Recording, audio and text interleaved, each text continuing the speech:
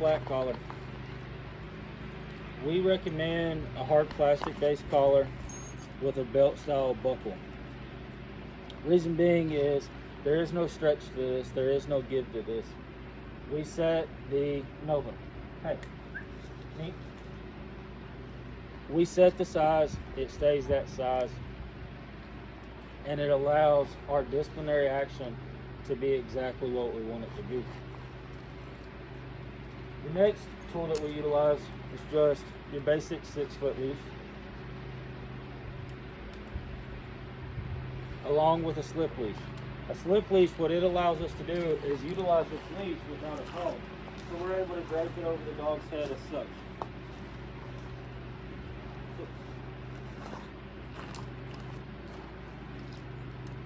The next tool that we utilize is an e-collar. We personally use Sport Dog 425. They make a yard trainer, which is more for pet-based families. The 425 is longer range. The yard trainer is 100-yard range. The 425, I believe, is 500 yards. Hey, place.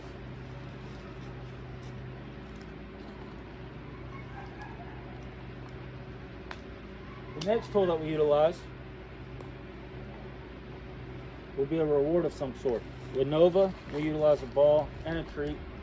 With most dogs, we just utilize a treat. Here, we personally use hot dogs. What I'm going to do is we're going to go over the place command. We use elevated dog beds here. It doesn't have to be an elevated dog bed. It just has to be different than the texture beneath their feet. So if you have a carpet floor, it can be the tile. If you have a tile floor, you have hardwood floor. It can be an area rug. It can be a dog bed, a doormat. It doesn't matter. It can be the brick mantle around the fireplace. But what it is important is that their place is only their place. It's not the couch. It's not the recliner. It's not somewhere where you might sit or somewhere where the kids might sit. Not saying that they're not allowed in them areas, but that's not their area. What's theirs, they dictate the rules. So with place is a stay command, it's an area command. So what that means is whenever I tell you to go to your place, you go to your place, you can stand, lie, it doesn't matter. You choose what you do as long as you're on your square or what I've dictated as your perimeter and your place. So what I'm gonna do first is every day when I feed, I'm gonna feed on that place. They're gonna have to go to their place and earn their food. Why I do that is so they associate it as a happy spot. It's what gets them going. It is absolutely 110% the happiest spot in the world for them to be. We don't ever want to use it as a disciplinary tool. So like Nova personally uses it when we sit down to eat supper. If someone comes over, she places that way she doesn't have to get in trouble for testing boundaries within the visitor that's coming into the home. So what we got to do here is you'll have to find what you want your place to be, where you want your place, and then what we're going to do is we're going to take a treat, a bowl of dog food, and we're going to lure them into position. No. So what we're going to do is place, good girl. As soon as they go to their place, good girl. Now we're going to command them to place where they stay. Place. So again, I'm not teaching the stay command, I'm working on the place command. Place means stay. If she chooses to lay down, she can lay down. I'm going to reward the fact that she stayed. Good girl. Here. I'm going to give her another treat. As soon as she comes here, good girl. Now what I'm going to do is I'm going to take the treats out. Once you get to this point, what we're trying to do is we're trying to dictate that it's a mental concept and she's not only doing it for a reward. Nova, place. So now that I understand that Nova fully understands place is that area, place is right there, I'm going to take steps further away from the place. Now what we're going to do is we're going to work, I'm going to show y'all the here command, the heel command, all using a lure, things that you would utilize within the house, and then we're going to touch bases on never mind. This is called the heel command and the here command. Some people use comb. We personally use here and heel. So, Nova, here is the general area. Here is something you might use within the house. I typically say within arm's reach. Good girl. The heel command, heel, is where the dog, good girl, here, heel, no, is where the dog is based at our left side. Heel. Typically what we want is we want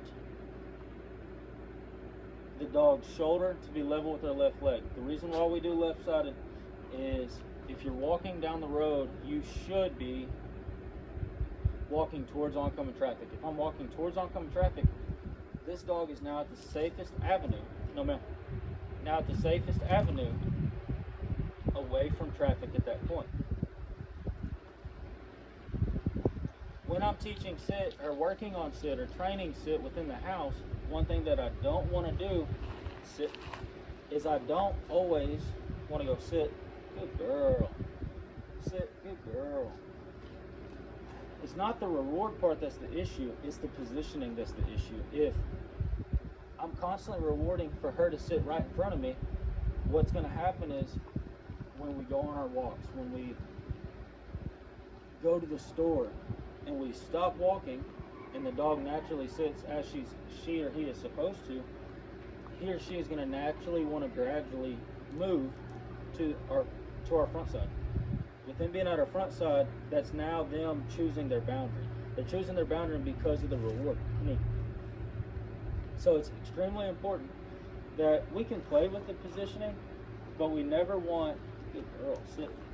What we never want is them to always be at the same exact position when we're just giving them treats within the house. Nova, heel. Good girl. How do I make my dog stop jumping on me? So dogs are respect-based. They're gonna attempt to get away with one step further than what they know they can, just like kids. So as a kid, they know their curfew's 10 o'clock. They might show up at 10:03. That's them pushing them boundaries. So biggest thing that I see a lot of people have issues with, and they always ask me, is how can I get my dog to stop jumping on me?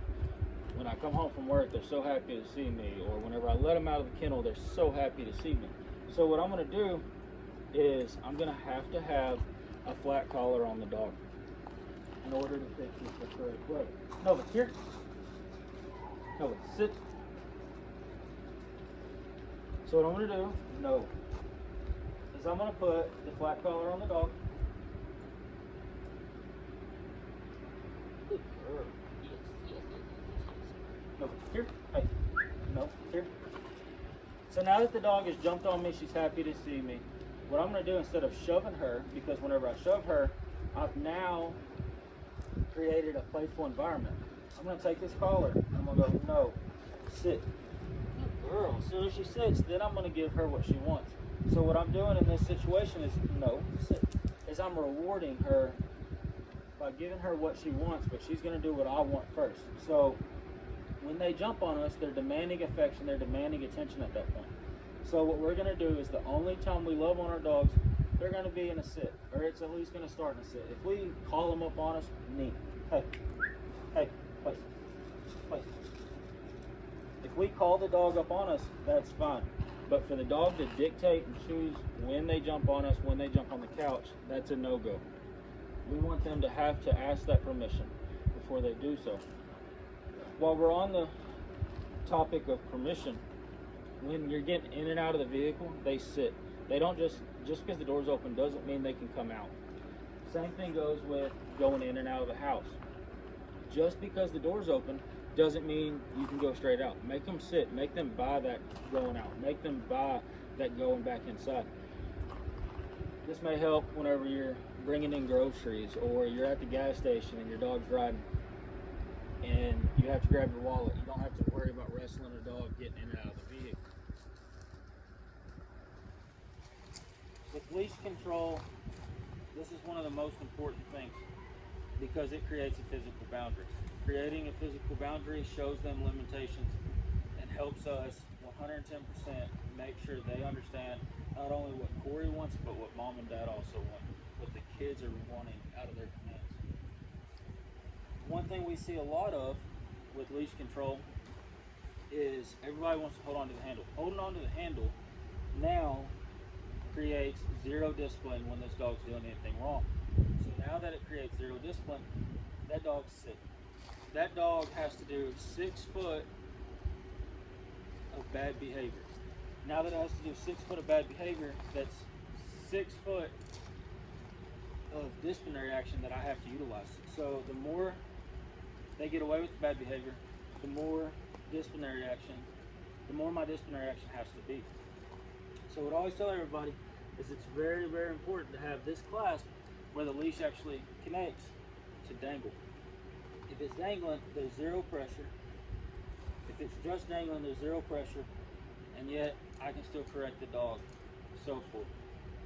The next thing that I see a lot of people doing is they're uncomfortable. If you're uncomfortable, your dog's uncomfortable. So what I mean by that is a lot of people, they try to focus on that clasp dangling a little bit too much, and they'll hold their arms up. Well, now that my arms are up, this clasp is tight. Now that this clasp is tight, I'm telling the dog that she's doing wrong. So I want to make sure I'm comfortable and she's comfortable. While we're walking, it's important that her focus stays on us.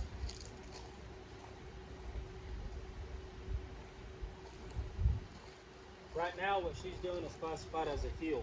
Heel would be the position of our left side. Her right shoulder is going to be, no, here. Good girl.